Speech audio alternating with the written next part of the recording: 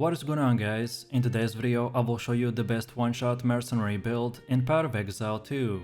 So in this guide I will give you a quick overview of the setup. Then I will explain what skill gems and upgrades should you focus on. Then as well we'll see what is the best gear and how to get it for both the mid-game and end-game. And then finally we will go over the passive tree, attributes, your skill rotations, and even what Atlas passive should you use, so we would be able to get the highest damage possible and much more. If you are looking for this build on the website, then click my link in this video's description or the pinned comment.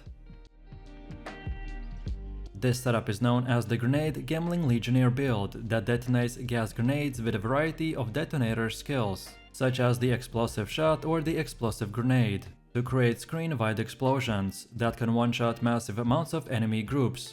Offensively, we will be using the gem-studded ascendancy, which will allow us to use 2 copies of any support gem, which greatly will improve our clear speed, utility, and single target damage. And then defensively, we get access to efficient armor evasion scaling, life recovery, and maximum resistance scaling or strength stacking. So when we combine all of this, we then can create this amazing build that has insane clearing speed and with this type of run and gun playstyle. So let me show you the build. And for the main class, we have the mercenary, and our ascendancy is the Gemling Legionnaire. Then for the first skill, we have the gas grenade with support gems such as the scatter shot, elemental focus, magnified effect, payload, and fire infusion. Then second, we got the explosive shot with fast forward, primal armament, magnified effect, and payload. Then next we got the oil grenade with encumbrance, strip away, maim, and the spoiler. Next we have the explosive shot with nimble reload, martial tempo, and assault thief. Next we are also using the flash grenade with assault thief, overpower, discombobulate, and the heft. Next we have the artillery ballista with ancestral urgency, fount of rage, and the fount of mana. Then we got the wind dancer with the clarity, cannibalism, and the precision. And finally, for our last one, we got the alchemist boon with no support gems. Most of this setup is structured around using the grenades to instantly delete enemies, so we use gems and skills that will support and increase their area and damage, while the rest are powerful buffs and utility skills that usually get activated in the background. Next we have our passive tree, and if you are interested in a full in-depth guide on how it works, then check out my beginner guides. So let's take a look at our setup, and we want to start at this projectile damage node, and make our way like this until we get the remorseless and the volatile cataclysm. Then now we continue going down here and only stop at this circle, and then we get this entire thing except this one single node. Then from here we continue making our way till this point, and then where this path splits we want to take the left, and then get these two called the authority and the crushing judgment. Then afterwards we want to circle back a little and get all of these nodes that you can see right here. And then from this point and onwards we can make our way to the left side and get the rest of these nodes by using this same and exact path. All of the nodes that we are getting are very important, but the ones I will list in a second have the top priority as they're the most important to acquire early on in the game to make our build very powerful. So we get the volatile catalyst and the authority for cooldown recovery rate and for increased area of effect, so we could basically spam our grenades and the explosion radius would be massive. And then from here we also went with the grenadier, cluster bombs, repeating explosions, and the volatile grenade to further enhance the build as we are trying to stack as much crit chance as possible. And then now let's go all the way to the middle again, and for our ascendancy build this is what we have. So at the beginning you want to unlock the integrated efficiency. Then next we take this, the gem studded, which will massively improve our build by giving us the option to use 2 same type of copy support gems. Then next we want to get the thematical infusion that increases maximum cold, fire, and lightning resistances. And then lastly we will take the adaptive capability, as most players can run into a gem attribute requirement problem, so we can solve it by getting this node. In PoE 2, earning skill points take a lot of hard work, so it will be wise not to spend your points recklessly. Of course you can refund your passive points later, but only at a cost, so following a specific setup is extremely useful. If you are following this build, then make sure not to deviate from it, as some of the decisions that I made might not make sense at first, but is going to definitely pay off later. So feel free to use this exact same path as I have right here. And don't forget to check this video's description to find the link for this website, and this should make it easier for you to follow the tree. Next up we have our Atlas passives. And the general idea behind this is to aim for bonus passives that spawn a lot of grouped up monsters, such as in expeditions or in the rituals. So then when we start, we want to first of all get this bottom left side like this, then now we want to go to the top right side and get all of these passives. And then finally from here you want to go to this top middle / top left side and get the rest of these passives in no particular order. Then next we have our gear. The weapon of our choice is the Advanced Bombard Crossbow.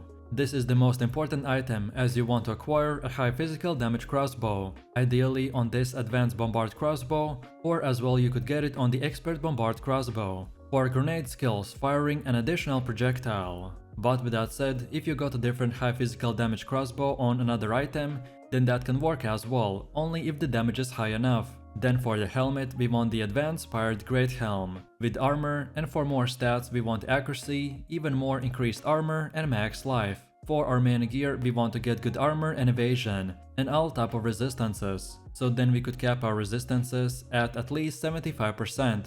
Then for the chest we have the Expert Rogue Armor with armor and evasion, and for bonus stats we get max life, more armor and evasion, max life and cold resistance. Then for the belt we have the Utility Belt that recovers our flask 20% quicker. And for bonus stats we want more armor, max life and resistances like fire or lightning. Then for the gloves we got the Expert Layered Gauntlets with max life, max mana, more strength and lightning resistance. Then for boots we're using the Advanced Mail Sabotans with armor and evasion. And for bonus stats it's required that you get some type of movement speed and resistances like cold or chaos. Then for our first ring we got the Ruby Ring with fire resistance, and for more we want the physical damage, max life and max mana. While on the second one we got the Prismatic Ring with percentage to all elemental resistances, and for bonuses we want max life, more accuracy and fire resistance. And then finally for the amulet we got the Lunar Amulet with max energy shield, and for more we want the increased spell damage, more armor and increased critical hit chance.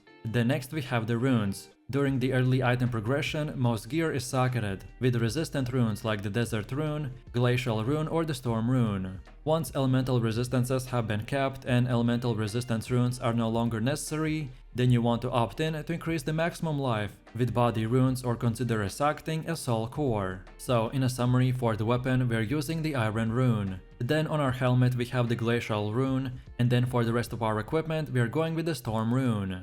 As the game just launched, so this is a starter setup, which should be more of an example of what stats and prefixes to look for. And as far as getting this gear goes, by far the best way to get better gear in the campaign is to check the vendor in the town each time you level up, as vendors can change their offerings based on your level, so this is the best way to find upgrades. And if you're desperately in the need of a weapon upgrade, then you can even check the previous act vendors as well. And then after level 65, you just want to keep continuing repeating your maps until tier 16. And again, for more in-depth guides on how to get gear, check out my gearing guide video. Then on top of this, we need to quickly look into the charms. Charms are incredibly useful, as by having the right one equipped at the right time can save you from dying. If you are struggling with certain bosses, then look into what gem type they are using, and then use that specific charm to increase your resistance. But as I said, which one you choose will entirely depend on the enemies that you are fighting, so feel free to experiment and mix and match.